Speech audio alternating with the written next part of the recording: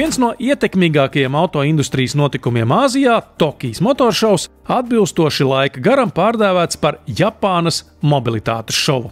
Kā pārliecinājās autoziņu pārstāvis, uzsvarus tas gan nemaina. Un noteicošā loma Tokijā arvien pieder nevis ķīniešiem, bet pašmāju gigantiem, piemēram, Toyotai. Toyota Corolla autobūvas vēsturē ir pazīstamākais vārdu salikums ar iespaidīgu fanu auditoriju un nevainojamu reputāciju. Un, lai to saglabātu, ir jābūt ļoti jaudīgam turpinājumam. Un te tas ir jaunās Toyota Corollas prototips. Lai gan koncepta auto uzticēta tik nozīmīga loma, Toyota bija visai skopa tehniskajos sīkumos. Protams, pagaidām neviens neatbildēs, cik tuvu vai gluži pretēji, cik tālu tas ir sērija automobīlim, bet izskatās tas patiešām lieliski. Dažam labām ieraugot Toyota Corolla prototipu salonu, mute paliks vaļā. Ļoti mūsdienīgu un avangardisku, un kas galvenais, ļoti netipiski konservatīvai Toyotai. Koncepta auto aprisēs var sazīmēt kaut ko no Polestāra un arī BMW Neue Klasse stilistikas. Taču lukturi un citas detaļas ir krasi atšķirīgas un oriģinālas. Starp citu, wow efektu atstās arī eksterjera dizains. Gan drosmīgs dizaina formas, gan arī šādi ļoti moderni gaismas tehnikas risinājumi. Par prototipa pāreju sērijveida autofāzē skaidru ziņu joprojām nav, bet vienu gan mēs varam apgalvot pilnīgi droši. Jaunā Toyota Corolla būs ar ļoti plašu dzinēju klāstu, ieskaitot pašuzlādes hibrīdu, plug-in hibrīdu, ūdeņradi un pat arī plānots ne tikai 100% elektroautomobīls, bet arī iekšdedzes benzīna motors.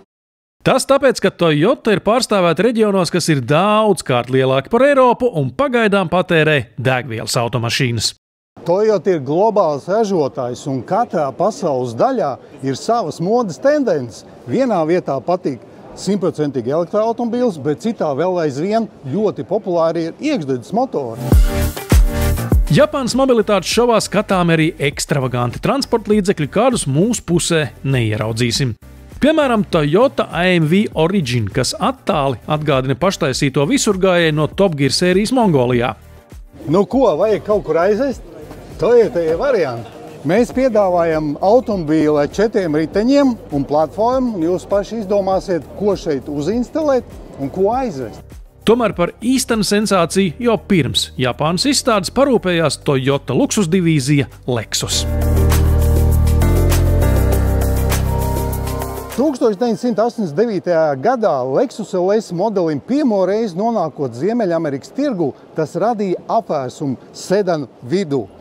Ir pagājis laiks, un mūsdienās sedaniem kļūst aizvien grūtāk cīnīties par bagāto ļaužu maciņiem. Bet Lexusam ir ideja, kā šo vērst par labu. Proti, kāpēc neuzražot minivenu, turklāt nevis uz 4, bet veseliem 6 riteņiem. Lai gan Lexus LS koncepts radīts tikai un vienīgi šova nolūkos, tā detalizācija ir pārsteidzoša. Mazāk izmēra aizmugurē riteņi domāti, lai pazeminātu grīdas līmeni un atvieglotu iekāpšanu.